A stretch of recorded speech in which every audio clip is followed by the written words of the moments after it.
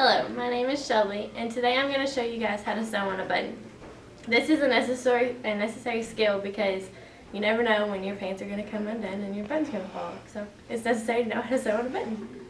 The supplies you will need: I'm going to use an embroidery thread just so that it's thicker so you guys can see it a little bit better. A needle threader, it's got a little wire on it. Button, of course. A needle with a larger eyelet. Scissors. And as my fabric, I'm going to use a piece of like craft felt so you guys can kind of see it better. Step 1 is to get your needle threader and your needle. The needle has an eyelet. This one's larger, like I said before. So you're going to take the little wire piece, go through the eyelet of the needle. As you can see, I can go forward and backwards, and this needle's not going to come off of this needle threader. If I go to the left, it's not going to come off, but if I go to the right, it will come off. So keep that in there. Now take your thread, which should be about, depending on how long you want it for demonstrative purposes, I'm going to make it about 3 foot long, so I've cut it 3 foot. Take one end of the thread, go through the wire. It's a loop so that it's going to go through there. I'm going to take the end that I've just pulled through and bring it down about 3 or 2 inches. Now, to hold the thread that I've just put together, so I'm holding both sides of the thread, switch it to that hand, take the needle and pull it directly to the right so that it's off of the threader. Now I have the thread coming through the needle.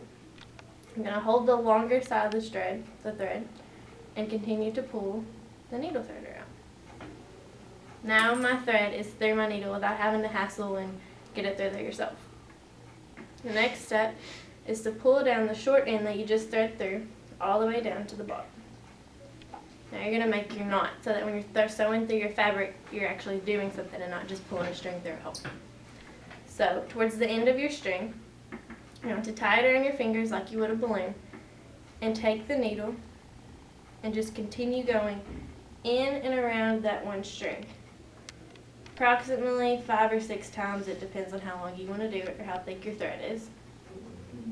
Now that I've got that, I want to make the knot. In order to make the knot, I'm going to pull it so that the knot is towards the end of the needle, or end of the thread, so that you don't waste as much thread. Now I have my knot. You guys can kind of see the knot has to be thicker than the gauge of the needle so that it actually stops the hole that you just made. Next step is take your button. The button has a divoted side. You can kind of see the little divot, or there's the complete flat side. You're going to put the flat side towards the fabric, like so.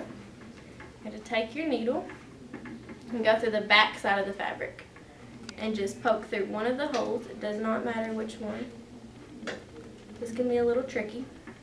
Got it through that first hole, and you're just going to pull the thread all the way through until you feel it catch on that knot that you made.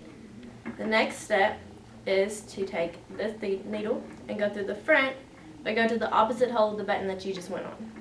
I'm going to go back through the front. Be careful so your fingers don't get caught. And pull this needle through like that. Now you have 2 holes on the button that do not have any thread through it.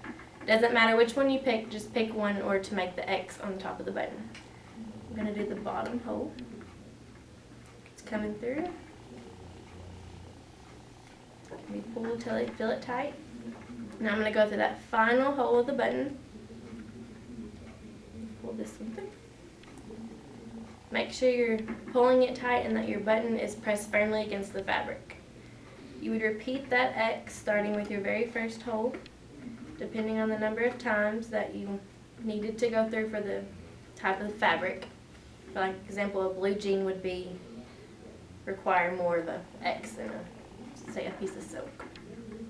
And you just continue to go through and make that X.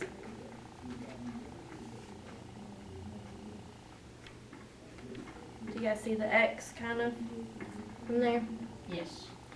Alright, in order to finish off the knot, you need to go back through a couple of your seams on the back of the fabric. So you just take your needle and go right directly underneath the loop. Doesn't matter how many, I say approximately 2 or 3. You pull this, and as you can see, you have this loop here. That piece is going to be cut off later. This loop. So you take the needle and you run it back through the loop so that you make that knot. You just simply pull the needle, and you can see it making the knot. Pull it firmly, and then all you have to do is cut off your excess thread. You cut it approximately 1/2 inch. Doesn't matter how long, just not close enough to the knot so that it's going to take the knot out. And then now your button is firmly on the fabric. That's all you have to do. And that is how you sew on a button.